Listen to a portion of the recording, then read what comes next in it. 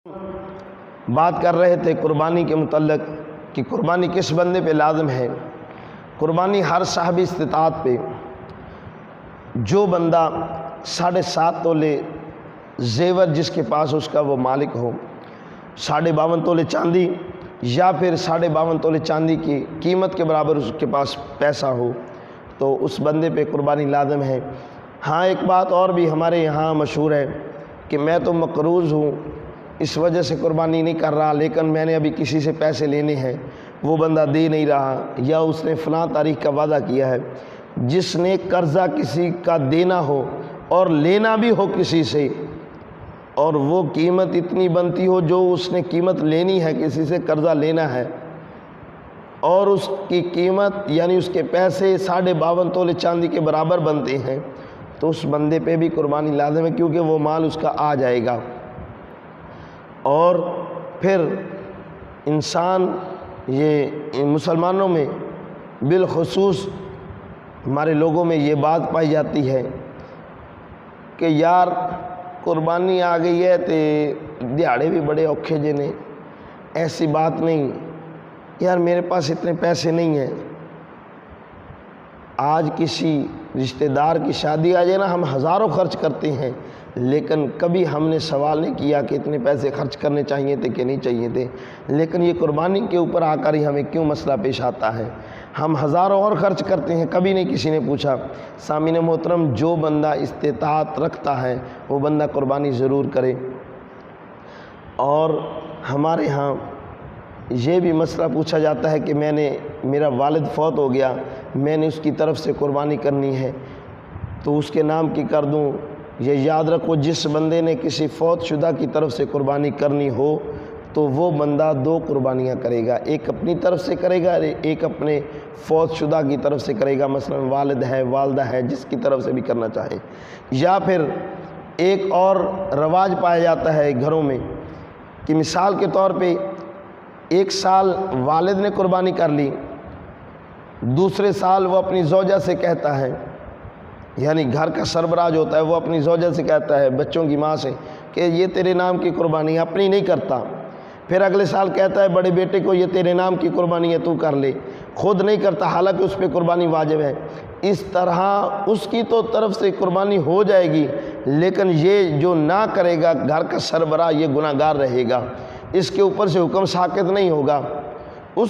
اگر وہ قربانی نہ کرتا وہ گناہ گار نہیں ہونا تھا، لیکن یہ حاکم جو سربراہ گھر کا یہ قربانی نہیں نہ کرے گا تو یہ گناہ گار ہوگا۔ اگر ایسا بھی کرنا ہو تو پھر بھی 2 قربانیاں کرنا پڑیں گی، ایک اپنی طرف سے، ایک اپنے بچے کی طرف سے، یا پھر ایک اپنی طرف سے، ایک اپنی بیوی کی طرف سے۔ ہاں اگر اولاد بھی صاحب استطاعت ہو تو پھر اولاد اپنی کرے گی، یہ باپ اپنی کرے گا۔ اور سامعین محترم، سب سے بڑھ کر تو ہمیں یہ ہونا چاہیے، اللہ رب العزت نے اگر مال دیا ہے تو میں تو کہا کرتا ہوں، ایک اپنے نام کی کرو، ایک مدینے کے تاجدار کے نام کی قربانی کیا کرو، کیونکہ نبی علیہ الصلوۃ والسلام، آقا علیہ الصلوۃ والسلام نے ہر سال میرے محبوب علیہ الصلوۃ والسلام ایک اپنی طرف سے قربانی کرتے، ایک اپنی گناہ گار امت کی طرف سے قربانی کرتے تھے۔ میرے محبوب علیہ الصلوۃ والسلام ظاہری وصال فرماتے ہوئے، میرے محبوب علیہ الصلوۃ والسلام نے سیدنا علی المرتضیٰ شیر خدا سے فرمایا تھا، اور آخری مرتبہ آپ جانتے ہیں کہ حجۃ الوداع پہ میرے محبوب علیہ الصلوۃ والسلام نے 63 اونٹ قربان کیے تھے، اور ہر اونٹ جب حضور ذبح کرنے لگتے دوڑ کے مصطفیٰ پہ قدموں پہ آ جاتا۔ حالانکہ چھری سے تو ڈرتے ہیں، گلا کٹوانے سے تو ہر کوئی ڈرتا ہے، لیکن یہ اونٹ بھی کیا کمال اونٹ تھے۔ یہ کہتے تھے یارو اگر جانا تو ہے، مصطفیٰ کے قدموں پہ قربان ہو گئے تو اس سے بڑھ کر اور کیا سعادت ہے، جانو تو ہے محبوب علیہ الصلوۃ والسلام کے ہاتھوں سے چلے جائیں۔ سامعین محترم، آقا علیہ الصلوۃ والسلام نے 63 اونٹ ذبح فرمائے تھے، اور جناب علی المرتضیٰ شیر خدا سے فرمایا تھا، علی تو ہر سال 2 قربانیاں کیا کرنا، ایک میری طرف سے کرنا، ایک اپنی طرف سے کرنا۔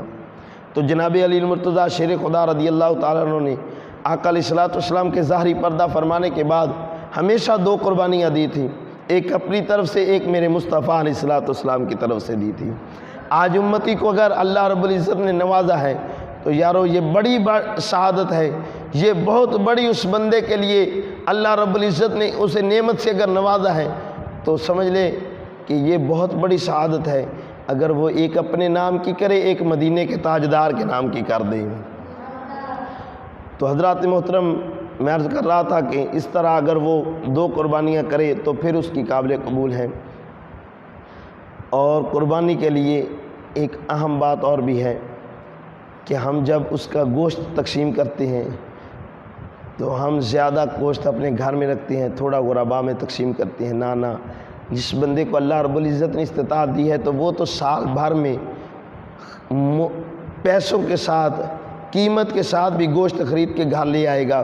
اور جس کے غریب بچے ہیں، جو اپنے گھر کا چولہا ہی بہت مشکل سے جلاتا ہے، آپ اس کے گھر بھیج دیں، شاید کہ اس نے پورا سال ہی گوشت نہ کھایا ہو، شاید کہ پورا سال ہی اس کے بچے گوشت کی بوٹی کو ترس گئے ہوں۔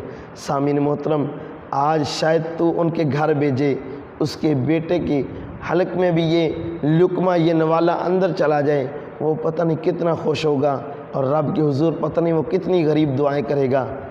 اور رب تعالیٰ کو اگر تیری یہ ادا پسند آئے گی، رب تیری یہ دنیا بھی اچھی بنا دے گا، رب تیری آخرت بھی اچھی بنا دے گا۔